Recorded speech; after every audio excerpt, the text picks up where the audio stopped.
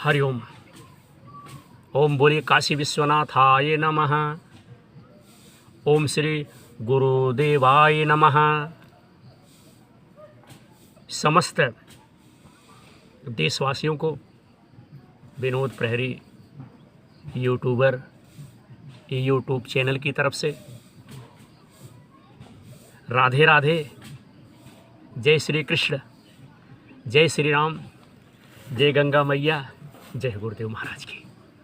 मैं विनोद दुबे आपके उत्तर प्रदेश की जन्मभूमि अयोध्या, मथुरा, काशी, प्रयागराज, इलाहाबाद, त्रिवेणी, चित्रकूट से समस्त भाइयों का धन्यवाद करता हूं, आभार व्यक्त करता हूं। साथ ही साथ इतना कुछ करने के बाद आग्रह भी करता हूं कि हमारे भाई लोग हमारे इस कार्यक्रम को देखें।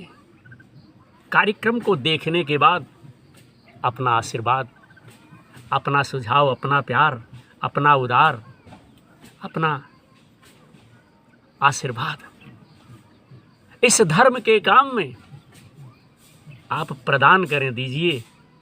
क्योंकि यह हमारा कार्य नहीं है, विनोद दुबे का कार्य नहीं, यह आपका कार्य, आप सबका कार्य है। हम तो सबके कल्याण के लिए, सबकी भलाई के लिए यहाँ से अपने टूटे फूटे स्वरों से, अपने गृहस्थ आश्रम से रह करके, अपनी जन्मभूमि से रह करके अपना कर्म कर रहा हूँ और लोगों से निरंतर आग्रह करता रहता हूँ, निवेदन करता रहता हूँ कि भैया हमारे कार्यक्रम को देखिए, कार्यक्रम से जुड़िए, धर्म के क्षेत्र में मानवता लाइए, दानवता भगाइए। जय श्री राम। तो आज हम अपने भाइयों को अध्याय 17 श्रीमद् वाल्मीकि, माफ़ कीजिएगा, श्रीमद् भागवत महापुराण के माध्यम से हिरण्याकश्यप और हिरण्यायक्ष का जन्म तथा हिरण्यायक्ष की दिग्विजय, हिरण्याकश्यप और हिरण्यायक्ष का जन्म तथा हिरण्यायक्ष की दिग्विजय किस प्रकार से, किस तरह से हुई, मैं विनोद दुबे, विनोद प्रहरी यूट्यूब चैनल के माध्यम से अपने भाइयों तक इसे जो है प्रेषित करने का प्रयास कर रहा हूँ। आशा है हमारे भाइयों का आनंद, प्रेम एवं आशीर्वाद हमें इसी प्रकार से मिलता रहेगा। हम अपने टूटे फूटे स्वरों से इस कथा को जो है प्रसारित करते रहेंगे। कदाचित हमारे विद्वान भाइयों की जानकारी में अगर कहीं उच्चारण में, शब्द में, बोलने में अगर कहीं कोई त्रुटि हो तो आपका भाई विनोद दुबे क्षमा प्रार्थी है। हमारे भाई लोग, हमारे देशवासी लोग हमें क्षमा करेंगे। बोले गुरुदेव महाराज की जय, बोले काशी विश्वनाथ की जय, बोले गंगा मैया की जय, बोले सबके माता पिता की जय। जय जय श्री सीताराम। हरिओम। जगदात्मा महेश पुरारी, जगदात्मा महेश पुरारी, और जगत जनक सब के हितकारी। जय शिव शंकर भोलेनाथ। आइए कथा की तरफ रुख करते हैं, कथा की तरफ चलते हैं और अमृतमयी कथा को सुनते हैं। श्री मैत्रेय जी ने कहा, हे विदुर जी, ब्रह्मा जी के कहने से अंधकार का कारण जानकर देवताओं की शंका निवृत्ति हो गई और फिर वह सब स्वर्गलोक को लौट आए, चले आए। इधर दिति को अपने पति देव के कथानुसार पुत्रों की ओर से उपद्रवादि की आशंका बनी रहती थी। इसलिए जब पूरे 100 वर्ष भैया बीत गए, जब पूरे 100 वर्ष बीत गए, तब उस साध्वी ने दो यमज, इन्हें जुड़वे पुत्र उत्पन्न किए। 2 पुत्र पैदा हुए। उनके जन्म लेते समय स्वर्ग, पृथ्वी और अंतरिक्ष में अनेकों उत्पात भैया होने लगे। जब वो पैदा हुए तो अनेक उत्पात जो है बंधु होने लगे, जिनसे लोग अत्यंत भयभीत हो गए, डर गए, लोग डरने लगे। जहां था पृथ्वी और भैया पर्वत जो है कांपने लगे, सब दिशाओं में दाह होने लगा,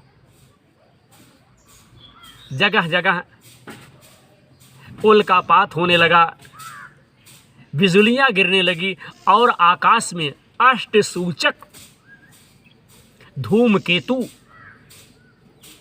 पुच्छल तारे साथियों दिखाई देने लगे। बार बार साए साए करती और बड़े बड़े वृक्षों को उखाड़ती हुई बड़ी विकट और असहाय आयु,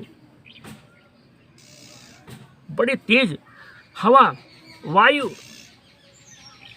जो है बहने लगी। और जब बड़ी तेज से हवा बहने लगी, उस समय आधी उसकी सेना और उड़ती हुई धूल ध्वजा के समान जान पड़ती थी।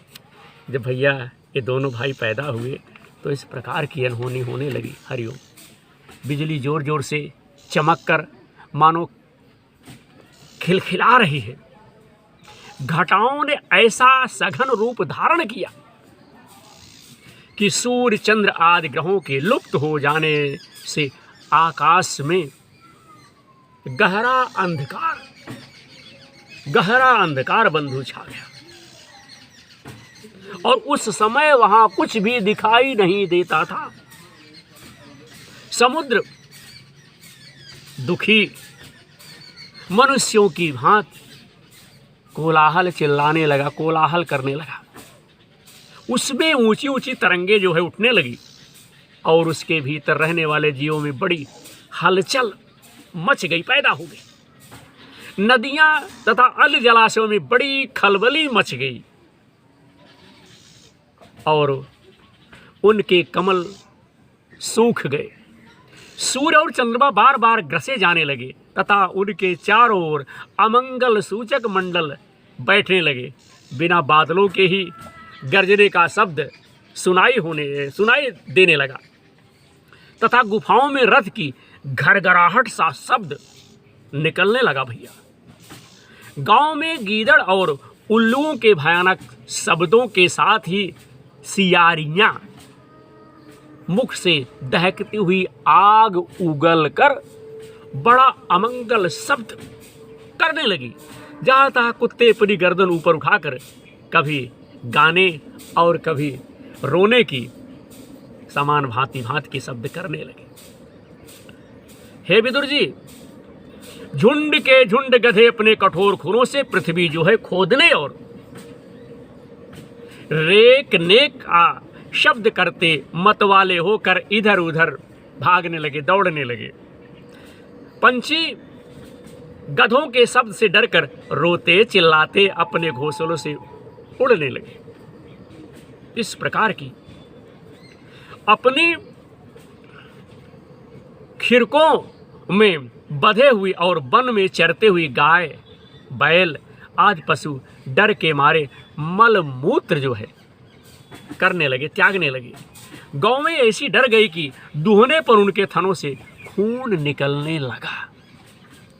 बादल पीप की वर्षा करने लगे, देव मूर्तियों की आंखों से आंसू बहने लगे और आंधी के बिना ही वृक्ष उखड़ उखड़ कर बंधु गिरने लगे। शनि राहु आदि पूर्व ग्रह प्रबल होकर चंद्र बृहस्पति आदि सौम्य ग्रहों तथा बहुत से नक्षत्रों को लाकर वक्र गति से चलने लगे तथा आपस में लड़ाई करने लगे। ऐसे ही और भी अनेकों भयंकर उत्पात देखकर सनकादि के सिवा और सब जीव भयभीत हो गए। तब उन उत्पातों का मर्म ना जानने के कारण उन्होंने यही समझा कि अब संसार का प्रलय जो है होने वाला है। हरिओम नारायण। वह दोनों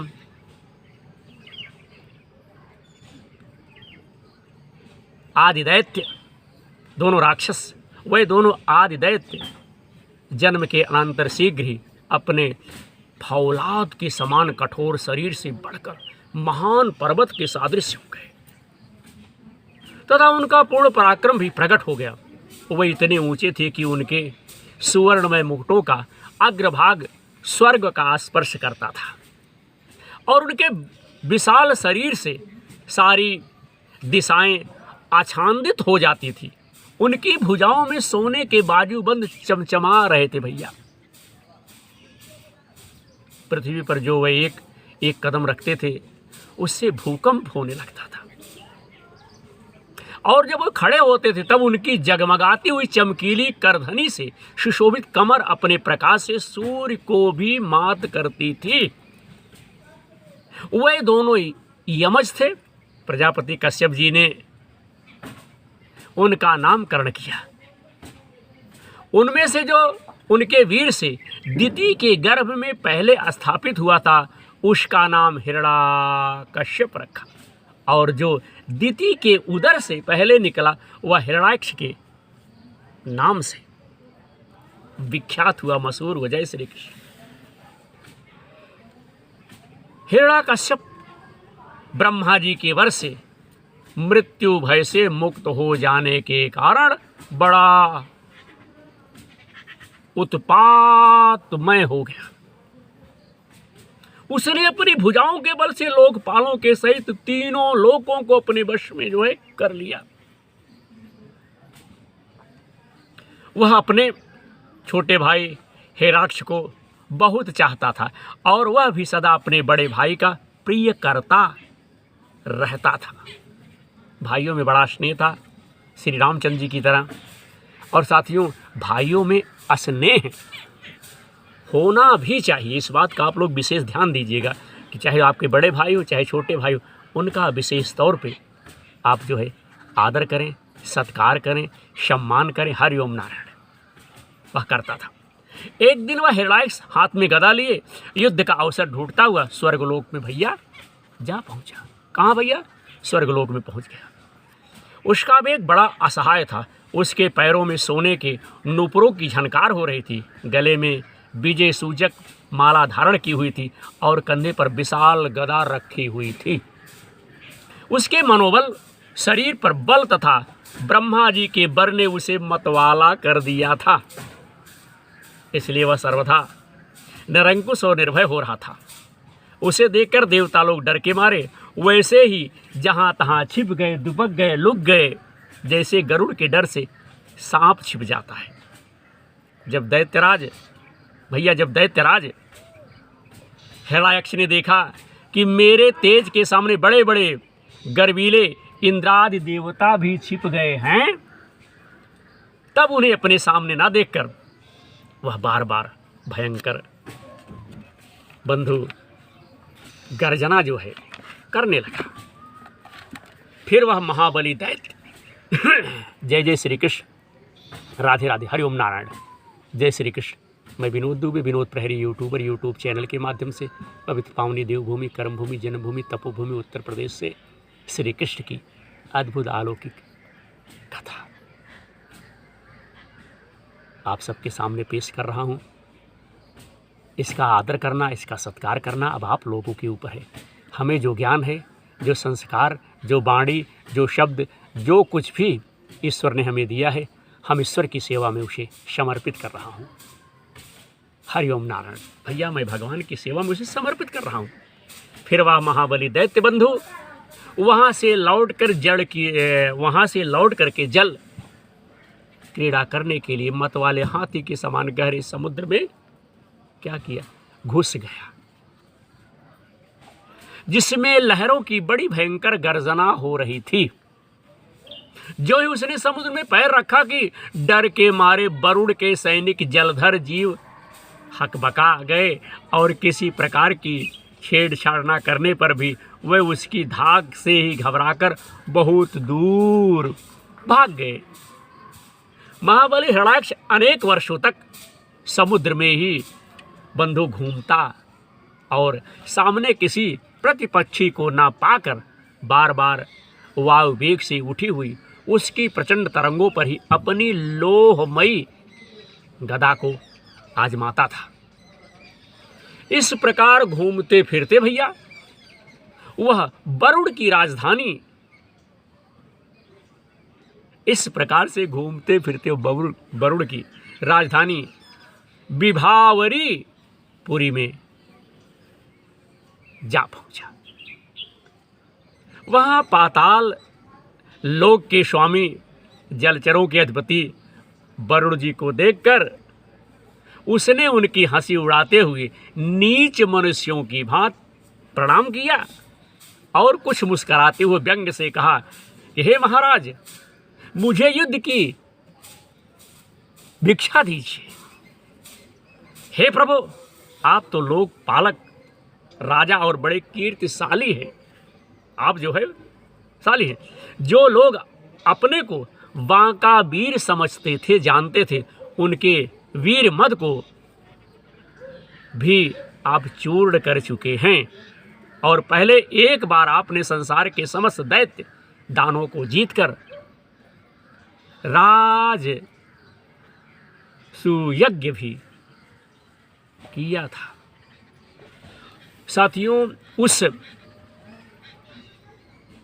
मदमद शत्रु के इस प्रकार बहुत उपहास करने से भगवान वरुण को क्रोध तो बहुत ही आया। जो ताकतवर मनुष्य रहेगा उसको तो भैया क्रोध आएगी, क्रोध बहुत आया, किंतु अपने बुद्धि बल से वह उसे पी गए। जिसे भगवान श्री कृष्ण शिशुपाल के सारे वाक्यों को पी रहे थे और बल में उससे भैया सब बुद्धि उसे पी गए और बदले में उससे कहने लगे कि हे भाई, हमें तो अब युद्धात की कोई चाव नहीं रह गई है। भगवान पुराण पुरुषों के सिवा हमें और कोई ऐसा दिखता भी नहीं जो तुम जैसे रणकुशल वीर को युद्ध में संतुष्ट कर सके। ऐसा कोई नहीं है जो आपको भैया प्रसन्न कर सके। हे दैत्यराज, लेकिन हे दैत्यराज, तुम उन्हीं के पास जाओ, वे ही तुम्हारी कामना की पूर्ति करेंगे। तुम जैसे वीर उन्हीं का गुणगान किया करते हैं, वे बड़े वीर हैं। उनके पास पहुंचते ही तुम्हारी सारी सेखी पूरी हो जाएगी, तुम्हारी जो इच्छा वजह करके पूरी हो जाएगी। आप उनके पास जाइए और तुम कुत्तों से घिर कर वीर सैया पर शयन करोगे। वे तुम जैसे दुष्टों को मारने और सत्पुरुषों पर कृपा करने के लिए अनेक प्रकार के रूप जो है धारण किया करते हैं। तो ये तो था भैया तृतीय स्कंध श्री मद्भागवत महापुराण के माध्यम से हमने अपने भाइयों को यह प्रसंग सुनाया। आशा करता हूँ कि आप सबका इसी प्रकार से प्यार, उदार आशीर्वाद हमें मिलता रहेगा। और यह प्रसंग था हिरण्याकश्यप और हिरण्याक्ष का जन्म तथा हिरण्याक्ष की दिग्विजय। यह प्रसंग हमने विनोद प्रहरी यूट्यूब चैनल के माध्यम से सुनाया। आशा करता हूँ कि आप सबका आनंद प्रेम इसी प्रकार से मिलता रहेगा। अगले एपिसोड में हम अपने भाइयों को अध्याय 18 में हिरण्याक्ष के साथ वाराह भगवान का युद्ध, यह प्रसंग हम अपने भाइयों को सुनाएंगे विनोद प्रहरी यूट्यूब चैनल के माध्यम से। साथियों, हमारे कार्यक्रम को देखने के लिए आप लोग यूट्यूब पे जाकर के सर्च कर सकते हैं विनोद प्रहरी यूट्यूब चैनल। और अगर हमारा कार्य हमारे भाइयों को अच्छा लगे तो आप लोग हमारे इस कार्यक्रम से जुड़ करके धर्म के क्षेत्र में हमारी सहायता कीजिए।